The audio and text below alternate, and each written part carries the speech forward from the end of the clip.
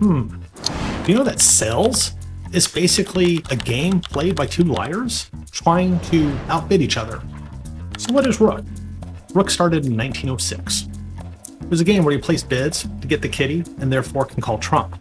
There's 200 points. Sometimes you have 80 points in your hand, sometimes 120. Rarely do you have more than that. But the goal is who's going to get the most points, or they set you. Sales is very similar. You might have 80 points in your hand, and you're going to look your VP of sales in the eye and say 130. The VP of sales is going to tell the CFO, we got 150 to 160. And then the customer who just saw the pitch, they're going to bid, maybe I'm at 120.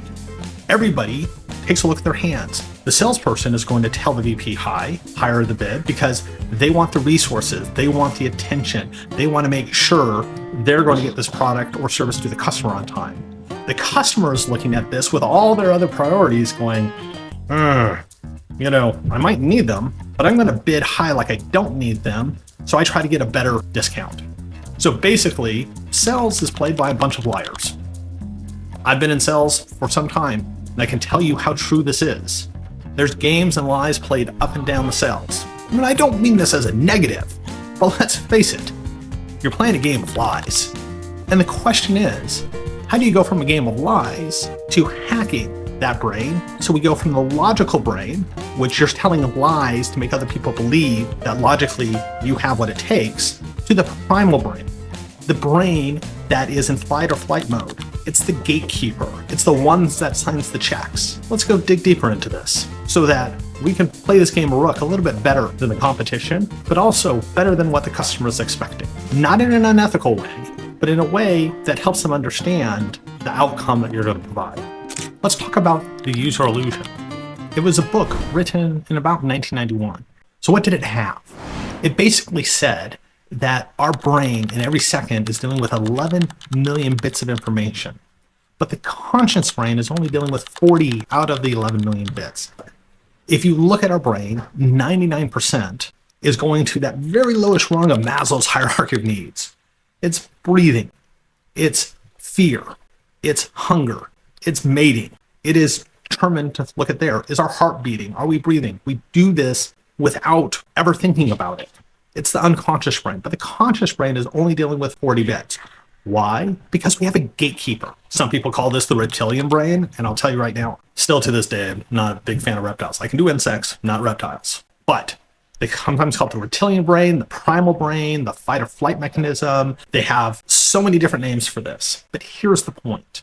If you want to get through and really have effective sales call and make sure they see that when you actually bid 120, you're going to have to play that and communicate with that primal brain, not the conscious one, not the logic one. Too often we say, hey, we're going to get this, and this is why this on paper looks good. The specs look good, the price looks good, you're doing better than competition. But then your market share is at 15%. That's not doing better than the competition. On paper, yes. But in actuality, what are they doing differently? So you got to tap into that customer. What is their primal brain? What's happening there? How can we affect that? How can we get past that gatekeeper so the consciousness and they see what is the outcome that you want to have? Otherwise, you're going to be playing a lot more defense than you will be offense.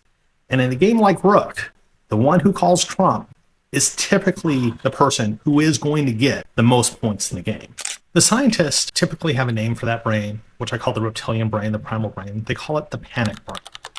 And it has two basic functions, fight or flight. And we all have that. Is this valuable? Am I going to be safe? Those are the two answers we should answer when our first slide comes up. If it doesn't answer that, if you go through, well, here's our mission and here's our company and let's talk about it, here's what happens. The panic brain looks at that, tells the conscious brain, this person is taking your time. And that old adage, time is money. So that panic brain, you need to hit them and have a dopamine surge happening in their brain. Let's see how one of the masters does it. It's Costco. I remember many years ago, my wife and I needed a TV for our bedroom. I went in, I measured the chest of drawers it would go on. I did everything. We had a budget. I came back and my wife thought I was going to bring back a 55-inch TV. But why do I need a 55-inch TV? Because I got 75 inches. It fit. It was within the budget. My second son told my wife after we bought the TV, Mom, you sent Dad to Costco unsupervised? This is what you get. This is unsupervised buying. We've all done it. But why is Costco the master? There's several things in Costco that makes them the master, but let's take it through this. Let's take an immediate dopamine hit. You go in there with a simple list. I need eggs and I need flour. Then you're walking out with $400 in your cart. Why? Because of how they respond to that panic brain. They say, listen, you're getting a deal here. It's $4.99 rotisserie chicken.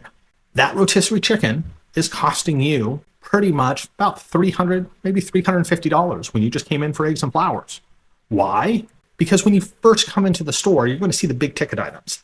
That's going to say, whoa, those are big ticket items. TVs, computers, they're right there. You'll see deals along that right side. Wow, some good deals. But the real genius is all the way back in the back, rotisserie chicken, $4.99. You go back there, grab yourself the rotisserie chicken. I think they lose about $50 million a year just on rotisserie chicken. Why? Because after you score that chicken, you have the olfactory senses light up. It's a dopamine hit. What happens then? You're rewarded. The panic brain shuts off. And there's how you purchased $300 worth of stuff you didn't think you needed. You probably don't need. But it's getting that, am I safe? And is this valuable? They answer that better than most. $4.99 rotisserie chicken, the $1.50 hot dog, and a soda that hasn't changed. So if your slide deck isn't screaming in the first 10 seconds, here's the outcome, and here's the reward that you're going to have. Basically, I'm safe, and here's why it's valuable. You're going to have the people go into, this guy's a predator of my time. And you're going to most likely play a game of ghosting each other, or they're going to ghost you because you didn't answer that primal question. So let's talk about email cowardice. I have to admit, some of my companies have been guilty of this all the time. You go into a sales meeting, you pitch this, and you say, you know what? I will email you the quote. Great. You're not having an oxytocin hit. The customer isn't. Why? Because you're giving them time to think about it, to make other plans, to get distracted. How do you hit that right away? A roofing company in Nebraska figured this out. Their close rate was 18%. Because after they would meet with somebody, they would send them the quote. All you're doing is helping them get 2 or 3 quotes to go back and forth between the things and figure out, and then play liars, poke, liars, lies, and more lies. Oh yeah, this guy's going to offer me this. This guy's going to offer me this. This guy's one of the funniest stories I ever had was one of my commercial cleaning. Basically, he got underbid by someone who was claiming that the topless cleaners would come in and do it, for almost half the price. I told him he's lying to you. Outright lying, because I can tell you most of the cost of things, but also no one's going to buy it, especially that, which is a premium service. I'm not justifying that, but it was a blatant lie.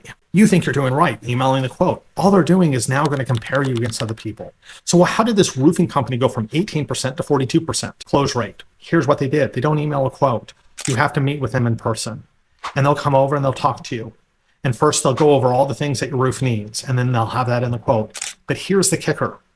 They're going to give the person a choice. They give them 2 shingles, good and better. They don't provide the best. It is there, but they go good and better. Why? Because the customer feels it. They see it. They see the quality in this. They educate the customer. What did the close rate go to? From 18 to 42%, because they're not emailing quotes. Now, all that is nice for that customer.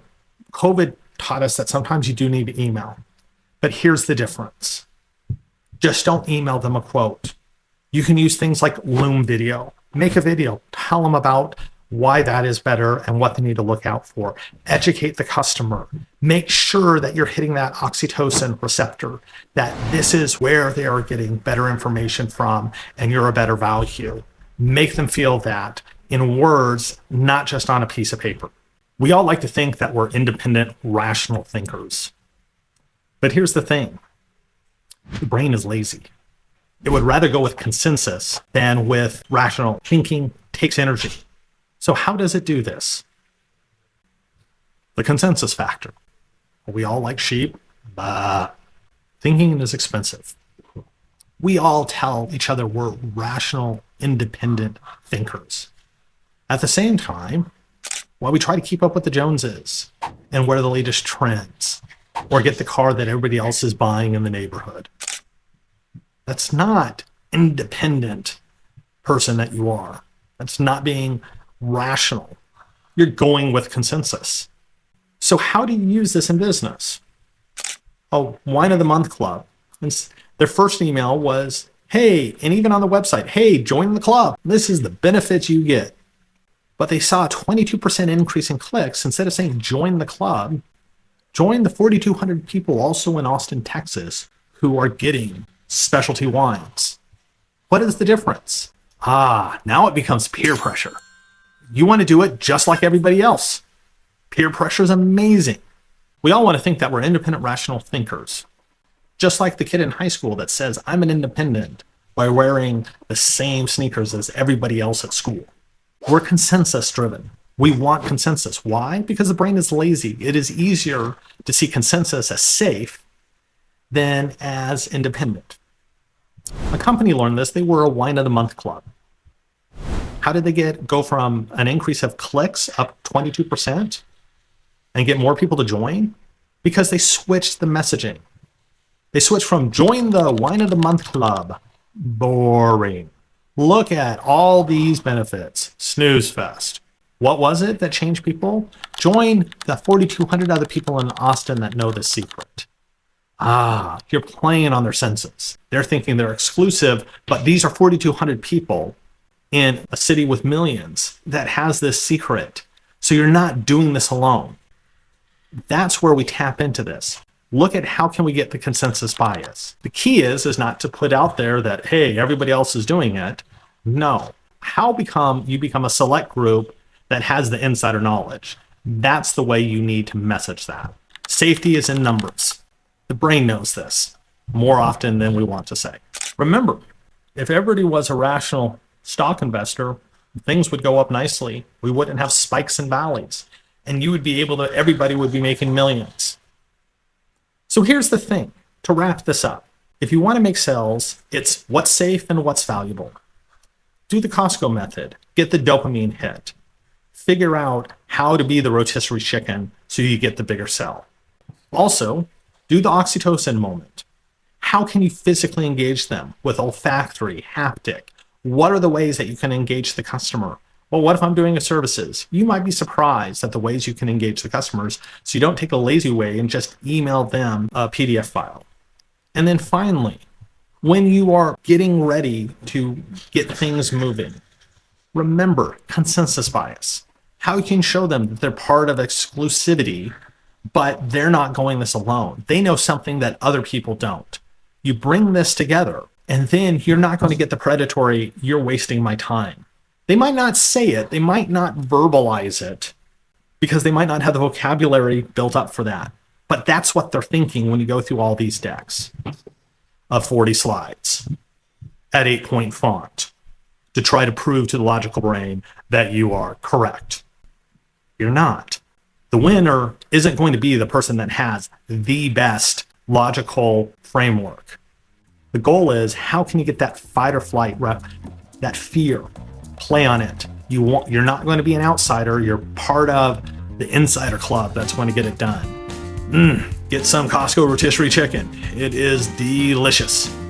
I've seen when they've been out where people fought over and cut in line to get the rotisserie chicken because that was a bigger dopamine hit. And you'd be amazed to see, looking at their cart is filled with things. Most of the stuff I didn't think that person needed, but she cut in line to get to the rotisserie chicken.